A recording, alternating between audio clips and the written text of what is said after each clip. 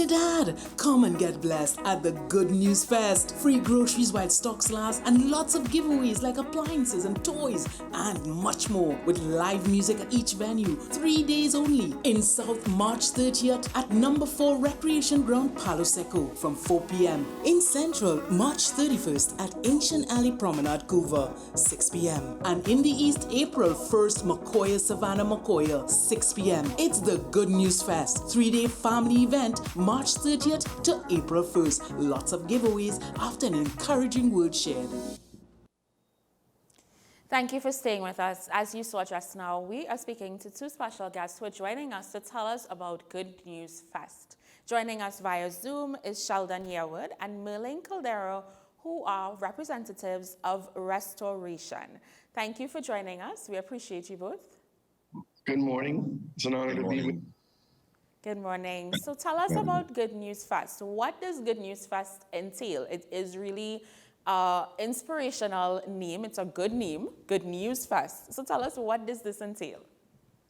Well, Good News Fest came about, as you look at the world around us, you see a lot of bad news. When you look at television, you look at social media, the radio, all you hear is negative, wars, famines, pestilence, COVID-19. So we felt in our heart to go out to the community and bring some good news, come and restore hope back to people, come and put a smile and bring joy back to the families. So that's where Good News Fest comes from. Understood. So Restoration Sound is now taking part in bringing good news to the community. How is this good news? What does this look like?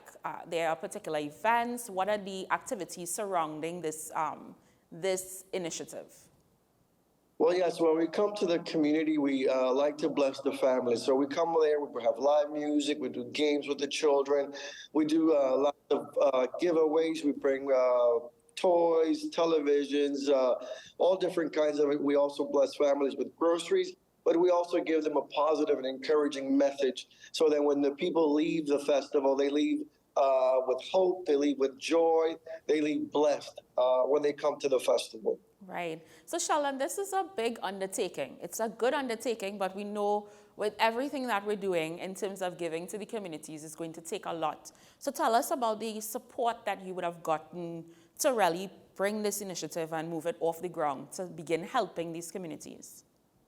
Well, first of all, this really epitomizes the concept of one body in Christ. Mm-hmm. And it literally was a coming together of the body of Christ. All the various churches from various corners of Trinidad and Tobago would have come together to really make this a grand event. Now, as you realize, it's called a festival. Yes. And in Trinidad and Tobago, in past, we would have called it a crusade in that context. But we really wanted to have a pivot coming out of COVID-19. And as the Pastor Calero mentioned, it's a celebration, celebrating life, celebrating God's people, and really coming together. So we had various churches, organizations, some north, south, east, west, coming together.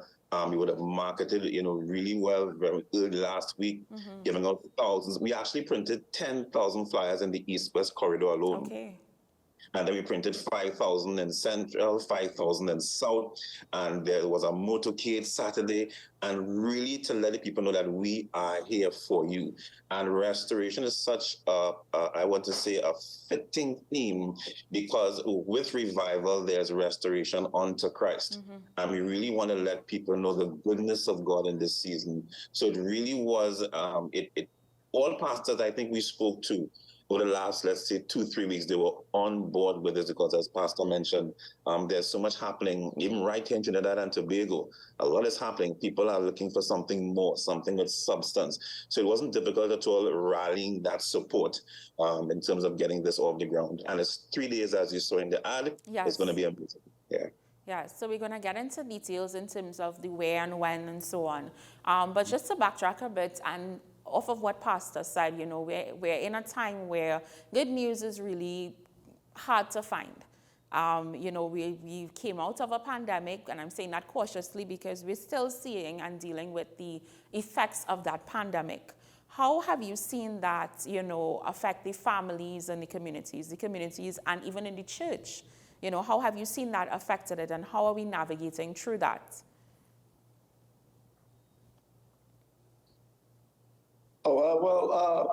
We've seen a lot of families have been, very, like you said, people are still cautious, and a lot of families have been separated through the pandemic. But the church has really been the hope and the light, bringing people together, bringing people back to church, bringing them back to worship, bringing them back together under the blessing and to praise and worship the Lord. So now what we've done in the families with the families in the churches, now we want to be able to do that outside the four walls of the church.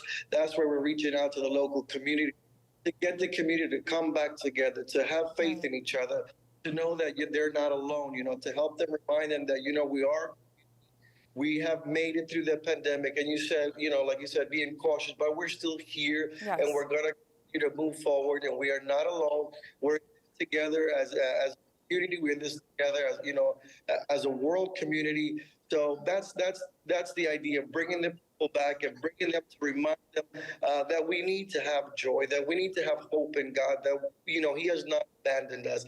So that's the way we're bringing and restoring families together. Right, and I love that, beyond the four walls of the church. So we know it's 3 days. So tell us about that. It means that there are 3 venues, 3 locations. Give us some more details on that and what takes place at these locations. Sure. Okay, so we have 3 locations. The first one is in Palo Seco. That's on the Thursday. And the Friday, it's in Couva. And then on Saturday, the last leg, it would be in Mokoya, the Mokoya grounds. But I want to make a special mention here that there's a special invitation for our Spanish-speaking community. Okay. As you know, a few years back, I would have done interviews with members of the community when they were applying for extension. Mm-hmm. And it was amazing that not one of them gave a story or a testimony of, I just wanted to come to Trinidad. They would have left their homes, left their families, and they came into a land that many of them did not know. And it is about restoration in so many ways. And many of them, of course, they are yearning for something more. And this is the time God is going to test the heart of the church. Because the word of God says that we are going to preach and spread this gospel to all, not some, not a few, to all. It's not about segregation. It's about setting apart in terms of from the evil of this world and bringing all of God's children to know the goodness of who He is. So we're sending a special invitation to the Spanish-speaking community to be part of this event over the next 3 days. You don't want to miss it. So all are welcomed. Okay, nice. And if there are persons who are viewing this interview right now and they want to contribute, are you open to people contributing to this, and how can they get in contact with you to do so? Right. So let me give you some contacts at this point in time. As I mentioned, we have in the south, central, and northwest of Trinidad. Right. So in south, you can take these numbers down. I'll read them slowly. Right. We have in south, we have Pastor Kerry Smart. Right. That's 493-8674. That's 493-8674. Pastor Leon Mendoza. That's 790-1716. 790-1716. I believe for central here we have Kurt Brown, 713-2373. That's 713-2373. And in the east or northwest and northwest Trinidad, but this contact is for the location. But this is where the central hub, if you want to call it that, for northwest. Okay. This is in the Tunapuna area. This is 663-8667. That's 663-8667. You can call that number in terms of any information, anything you'd like to do or assist with this regard in terms of the Northwest, which will be taking place, of course, in Mokoya. Okay. Yeah? All right. So I know I asked before if there were persons who wanted to donate, but what about volunteering? Because I know with something like this, you're going to need all hands on deck. So if persons want to volunteer, they can also reach out via those numbers to get in touch with the team, right? Correct. Yes, okay. They can, because I can speak for the Northwest because that is where I am basically functioning. So there would be a training, as a matter of fact, on Wednesday. the 29th, that's this Wednesday coming Yes. here, at 6 p.m. at the Tune Up on Open Bible Church for a training seminar, if you call it that, to prepare us for the event and asking for volunteers to come there. I know South and Central also have some kind of training going on as well this week, so you can contact those numbers of those pastors and leaders to get more information as to where they may be having their training or coming together to prepare for Saturday. Right. Prepare for the 3 days, yeah. For the 3 days, yes. Pastor, I want to find out, this initiative, it's a good one. It's good news, and it's really bringing good news and help to the persons that need it most within the communities. Are there any plans for follow-up from this 3-day initiative? Yes, absolutely.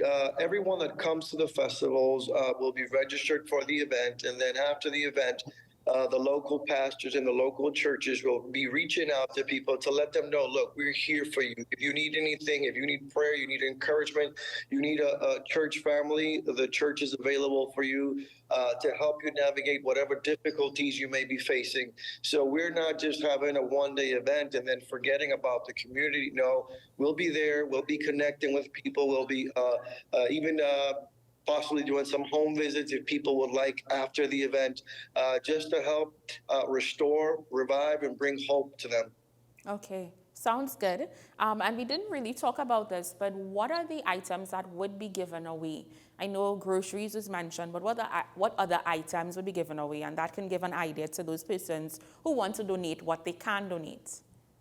Well, we wanted to reach everyone, so we have toys for the kids, we have bikes, we have Xboxes, and then for the adults, we also wanted to bless.